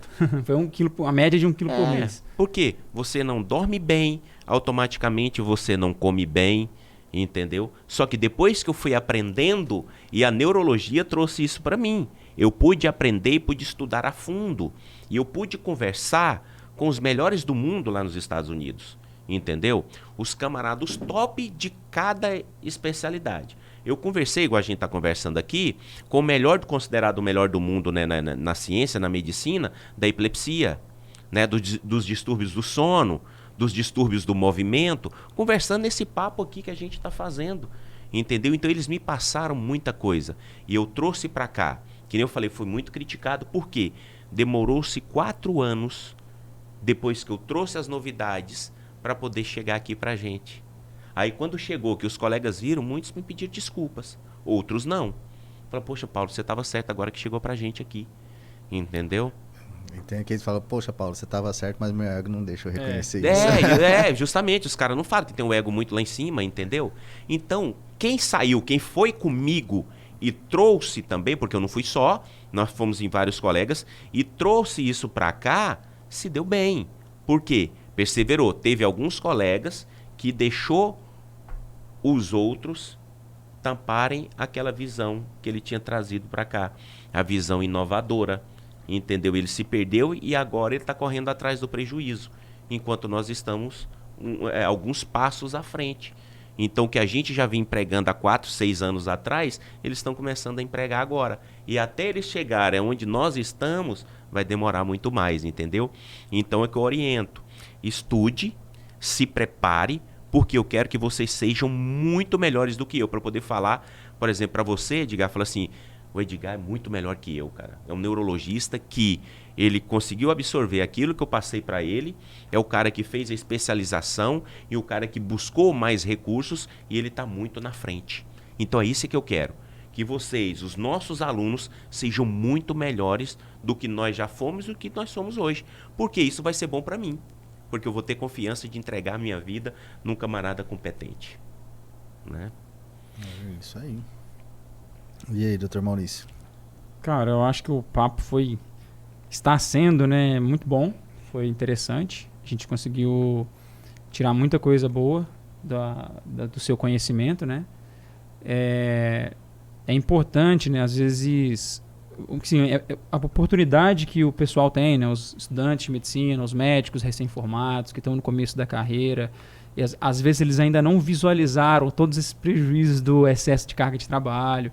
Então é importante que a gente consiga aprender com os erros dos outros, com o exemplo dos outros, com o conhecimento dos outros. É melhor do que a gente aprender com os nossos próprios erros. Isso. Então, é o mais difícil, né? Uhum. É o mais difícil, né? Tem aquela frase que fala: inteligente é aquele que aprende com os próprios erros e não erra de novo, né? Não erra de E novo. sábio Isso. é o que aprende com os erros dos outros, sem ele cometer aquele erro. Isso, E justamente. são pouquíssimos os sábios. Então, infelizmente, grande parte ainda, igual como você começou a fazer isso com 2 anos de curso, aprendeu isso com 2 anos de curso, mas aprendeu a tempo. Essa informação que talvez você não tinha naquela época, você precisou vivenciar isso para poder chegar na conclusão de que você precisava mudar a sua rotina. Hoje a gente tem a oportunidade de estar levando essa informação por intermédio do Dr. Paulo para muita gente. Né? A gente espera que vocês que estão ouvindo, que estão assistindo, tenham discernimento e entendam o que vocês precisam fazer para mudar. Acho que o doutor poderia até fazer um e-book aí, né, doutor? Olha, disponibilizar um e-book sobre sono, sobre a higiene do sono, focado, acho que no estudante de medicina, para que ele possa ter um desempenho maior no... É só uma ideia, tá? Não. Para que ele possa ter um desempenho maior na faculdade. É o que você acabou de dizer. A gente tem que absorver as boas ideias, os bons exemplos, entendeu? E o inteligente, ele faz isso. Você acabou de me passar uma ideia. Entendeu? Eu não tinha... e-book vem Justamente. Então a gente começa assim, tá? As ideias, elas vão surgindo, entendeu? Não precisa vir de mim, mas de quem está ao meu derredor. Às vezes já valeu a pena o encontro. Justamente. Olha só. Por isso, às vezes o visão. bate-papo foi bom, é óbvio, mas às vezes você teve uma ideia que, nossa, não tinha pensado nisso ainda. Foi assim que começou, por exemplo. Eu cheguei aqui em Mineiros, tem 2 anos e pouco. Aí o pessoal me convidou, falou: poxa, você é um camarada que tem um carisma e tal, vamos lá na rádio, rapaz. Eu falei: cara, esse negócio de rádio, eu não sei, cara, não é pra mim, eu não gosto desse negócio e tal. Eu sou muito assim, espontâneo, gosto de conversar, gosto de falar, um radialista, entendeu? Aí o pessoal me chamou, eu fui. Aí eu fiz o programa, né, a primeira vez, a entrevista lá, tudo mais e tal. E começou a chover perguntas. Aí o Sidney pegou e falou para mim: doutor Paulo, tem muitas perguntas, o pessoal queria que o senhor voltasse lá na rádio. Eu falei: eu volto, vamos marcar. O senhor pode ir tal dia? Eu falei: posso. Antes a gente começou numa quinta-feira, né? Eu fui lá de novo e a gente fazendo o programa e o celular da rádio não parava. O pessoal participando, o pessoal conversando, tudo mais e tal. Aí eles falam assim: doutor, nós vamos organizar aqui, se a gente tirar um horário para o senhor vir toda semana, o senhor consegue? Falei: deixa eu ver os meus horários de trabalho. Eu falo: olha, eu consigo terça-feira nesse horário. Tá? Então vamos. E começamos dessa forma. Hoje eu passo na rua, todo mundo me cumprimenta, muita gente me conhece. Tem pessoas que chegam e falam assim, por exemplo, eu estou na loja conversando com alguém, perguntando uma coisa: o senhor é doutor da rádio? Eu falei assim: por quê? Eu conheci pela voz. Eu estava do outro lado ali, ó. Minha mãe consultou com o senhor, meu pai consultou com o senhor, gostou, não sei o que e tal, e começou dessa forma, entendeu? Eu até falei pra você, né, antes da gente começar, que um paciente meu veio falar comigo e falou: eu queria fazer tal exame porque eu escutei o Dr. Paulo falando isso na rádio. E eu: mas o doutor... não, ele não falou que era na rádio inicialmente, né? Aí eu falei: mas o Dr. Paulo é neuro, Onde é que entra nisso como aqui, assim? né? Você é o Dr. Paulo Ricardo? Ele falou: não, é esse mesmo. É que ele é o da rádio. Ele falou alguma coisa assim. Aí que eu fiquei sabendo que você tinha essa participação na rádio e tal. Mas interessante. Pois é, interessante. Então, assim, foi uma ideia que veio de uma outra pessoa e que surtiu um efeito muito positivo para mim, para minha carreira, entendeu? Aqui para Mineiros e para a região, entendeu? E hoje, por exemplo, nesse bate-papo, vocês estão me dando uma nova oportunidade de poder o quê? Aumentar esse leque. Entendeu? Na nossa conversa, no nosso bate-papo, em um convite, né, que vocês me fizeram, que na mesma hora eu aceitei. Falei tanto pro Edgar quanto para você. Falei: cara, é um prazer estar com vocês nesse bate-papo, porque eu gosto disso. Né? E o Edgar já acabou me passando aqui mais uma ideia, entendeu? Então eu gosto de palestrar, eu gosto de ensinar, eu gosto de passar as informações, entendeu? Aquilo que eu sei, eu não quero guardar só para mim. Tá? Por isso que eu já fui em escolas, dar palestras, capacitação para professores lidarem de uma forma melhor com os alunos que necessitam de uma atenção melhor. Os alunos que têm algo de especial, entendeu? Um TDAH, um autismo, epilepsia, que traz um pouco de dificuldade no desenvolvimento, e às vezes o professor, o que? Ele não sabe lidar com aquela situação porque não tem o preparo. A partir do momento que tem alguém que vai, que ensine a eles, as coisas se transformam. Então eu fui ensinado, eu estou ensinando e aprendendo também, porque eu aprendo com vocês. Interessante isso aí, doutor Paulo. E, então, assim, eu agradeço você pela participação. Queria que você deixasse aí as suas redes sociais pra gente. Né? Como é que te encontra? Instagram, não sei se tem YouTube, TikTok, o que que você... Como é que é? Quais são os Entendeu? seus Então, endereços? assim, olha, eu fiz uma página do YouTube, não alimentei essa página, porque eu fiquei assim um pouco com vergonha, não sei o que e tal. Com o Instagram, eu não alimentava nada. Aí as pessoas começaram a falar assim, você tem que postar. Hoje, a partir do momento que eu comecei, eu não tinha quase que seguidor, era só os amigos ali de rotina. Hoje eu já tenho mais de 2.000, entendeu? É pouco, né? Para muitos, mas para mim já é muito, entendeu? Doutor, né? Paulo Ricardo, _ 2512, né? No meu Instagram. E eu agora, né? O meu projeto para 2023, aumentar as minhas redes sociais.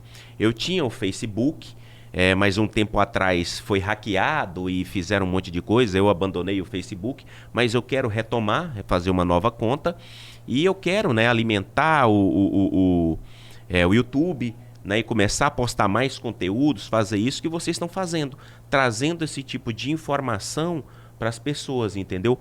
Hoje, né, na rede social é o meu Instagram, né, Dr. Paulo Ricardo _ 2512, você me encontra, mas a partir, né, de 2023 eu quero abrir mais esse leque para poder levar mais informações, né, para todo mundo aí que achar interessante. Então sigam lá o Dr. Paulo. Vou falar as minhas redes sociais agora, @mauriciobf.med no Instagram, no TikTok e no YouTube. Sou médico e agora o nome do canal. Edgar. As minhas, Edgar de Carvalho, só tenho só o Instagram que eu uso mesmo. E tem o MedTalks, que é medtalks.pdc no Instagram. Login aí, a gente conta com a participação de todos vocês lá. Doutor, agora o senhor tem 2.051 seguidores, tá? Aí, ó, tá vendo? E com certeza eu estarei seguindo vocês, a gente faz isso e nós estaremos, né? Vou falar até aqui, corta para 18 aqui, corta pra gente, quer deixar um recado para vocês. Estudantes de medicina, médicos recém-formados, você que está na residência, né? Aproveite esse canal, assista, porque as informações aqui são maravilhosas, informações de grande interesse para vocês, entendeu? Aqui tem muitas dicas. Talvez, se nós tenhamos errado em alguma coisa, você joga para aquele ponto, né, de esquecimento e absorva aquilo que você achar mais interessante. Tenho certeza que o papo de hoje você vai absorver 99,9% e talvez alguma coisinha que a gente falou irrelevante, você deixa para lá, tá? Mas aproveite porque essa dupla aqui é uma dupla de sucesso e que vai trazer muitas coisas boas para vocês. Deixa aqui o meu abraço e até a próxima. Me convidando, eu estarei aqui novamente com vocês. E assim, vai absorver 99,9% se fizer a higiene do sono, né? Tem que fazer a higiene do sono. Senão e não vai aprenda, gravar nada. Vamos fazer higiene do sono. Faça você aí onde você estiver, tá? E depois conte pra gente, deixa o seu recadinho aí, tá? Mande o seu feedback que você vai ver o quanto você vai melhorar sem precisar fazer uso de medicamento.